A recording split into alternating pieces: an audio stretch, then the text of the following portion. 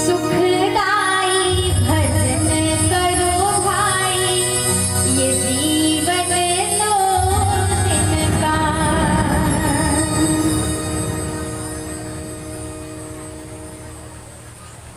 और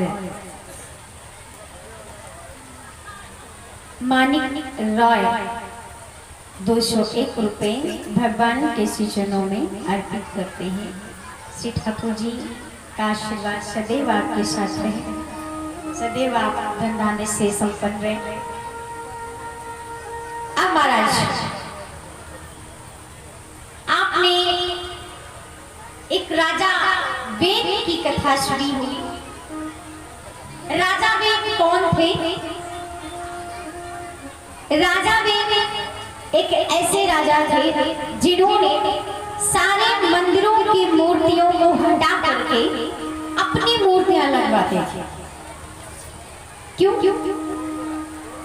ऐसा नहीं है कि वो अपने को भगवान कहते होंगे, लेकिन नहीं, वो इसका तर्क देते थे।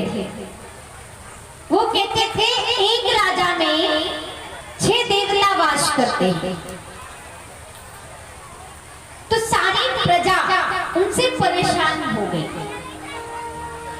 जब सारी प्रजा परेशान हो गई तो एक दिन सभी संतों के पास जाते हैं और संतों से कहते हैं कि हमारा राजा तो ऐसा दुष्ट प्रवृत्ति का है, क्या करें, अब आप ही कुछ कीजिए। संत सभी कहते हैं चलिए हम राजा को समझाते हैं।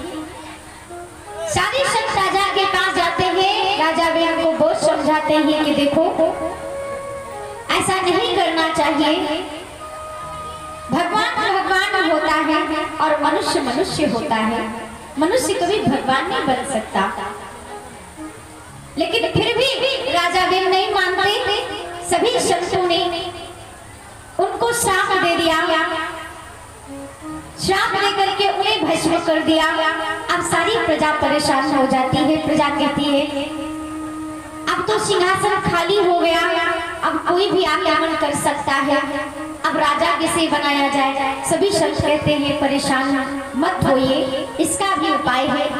एक पात्र मंगाया जाता है और उस पात्र में राख को डाला जाता है और उसमें दूध डाला जाता है। फिर सभी मंथन करते हैं। उसमें से पहले एक कौवा बन निकलता है। सभी कहते हैं कि ये क्या था, तो कहते हैं ये राजा वेद के पाप कौवे के रूप में निकल गए। उसके पश्चात आप माताएं बहने जाइए नहीं, क्योंकि आज जन्मोत्सव है, इसलिए भगवान के उत्सव में आप सभी आनंद ले तभी जाएं, क्योंकि ये समय बार बार मिलता नहीं है। और फिर भी आप सभी की इच्छा, आप तो कहते हैं उसमें से दोबारा मंथन होता है, तो महाराज साक्षात भगवान विष्णु के रूप में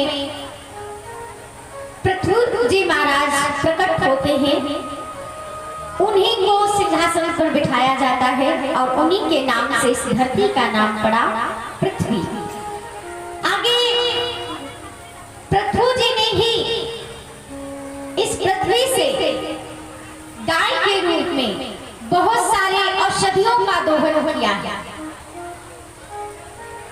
इन्हीं के वंश में आगे चलकर एक भरत नाम के एक राजा हुए। भरत जी ने बहुत समय तक, बहुत वर्षों तक राज्य काज किया। अपनी अंतिम अवस्था में उन्होंने राज्य को छोड़कर वन की ओर चले गए तपस्या करने के लिए। वन में जाते हैं, तपस्या करते हैं। एक बार इतनी गंडकी नदी में स्नान करने के लिए गए, लेकिन क्या देख रहे हैं कि एक तरफ